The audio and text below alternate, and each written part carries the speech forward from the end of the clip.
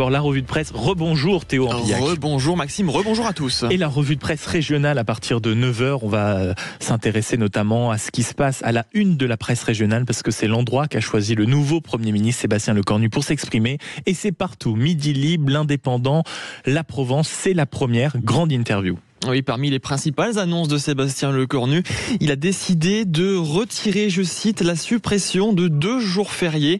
À propos de la dette, François Bayrou parlait d'Himalaya. Le nouveau Premier ministre, lui, a une vision plus optimiste. Il dit « On va y arriver, c'est toujours dans des moments de blocage et de tension que notre pays a avancé. Mon état d'esprit est simple, je ne veux ni instabilité ni immobilisme. » Alors pour éviter cet immobilisme, Sébastien Lecornu entend mener, je cite, une discussion parlementaire moderne et franche de très bon niveau avec socialistes, écologistes et partis communistes pour sortir de l'impasse budgétaire. Et également interrogé sur le 49.3, voici sa réponse. Il nous dit « Le 49.3 a été initialement imaginé pour contraindre sa propre majorité à la discipline. Pour être direct, je ne souhaite pas être contraint de l'utiliser. Je ne peux pas dire jamais, ce serait démagogique, mais je ferai tout pour ne pas y être obligé. Si c'était le cas, ce ne serait pas uniquement l'échec du gouvernement, ce serait un échec pour tous, mais la France doit avoir un budget. » Mais c'est pas le seul à s'exprimer dans la presse régionale ce matin, parce que si le sort réservé à François Bayrou est en tout cas en suspens, s'il faut avoir des éléments de réponse, il faut lire l'interview de Marine Le Pen qui s'explique notamment dans le journal Sud-Ouest ce matin. Oui, la chef du Rassemblement national, comme à son habitude, ne prend pas de gants pour définir les membres de la majorité. Le Premier ministre en prend pour son grade. Dès le titre de l'interview, Monsieur Lecornu, que dire de lui à part qu'il est poli, donc c'est déjà énorme. C'est dit.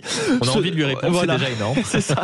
Si celui qui n'est, je continue la citation, si celui qui n'est autre que le fils spirituel d'Emmanuel Macron ne rompt pas avec sa politique, alors les mêmes causes entraîneront les mêmes effets, puisqu'à l'inverse du PS, le Rassemblement national n'est pas disposé à se vendre pour un plat de lentilles.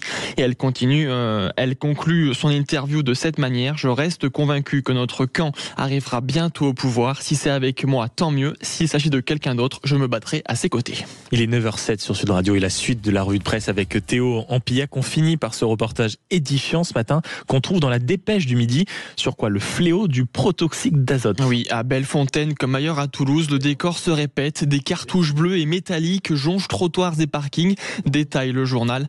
Derrière ces petites bouteilles de protoxyde d'azote, ou plus communément appelé gaz hilarant, se cache un mal profond.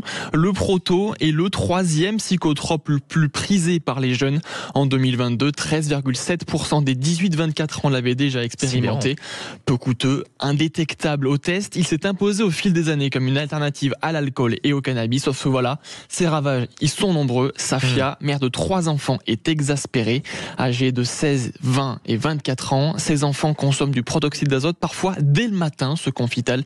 Elle nous dit « J'ai essayé de leur expliquer les risques, les dangers pour leur santé, mais ils ne veulent rien entendre. Ils sont défoncés, ils font des crises. Ça me fait de la peine de les voir comme ça, mais on ne peut rien faire. Mes 3 garçons s'influencent. » Ça c'est sûr, c'est ce qu'on appelle un vrai fléau. La revue de presse tous les samedis et les dimanches à 8h et 9h, signée Théo Ampillac.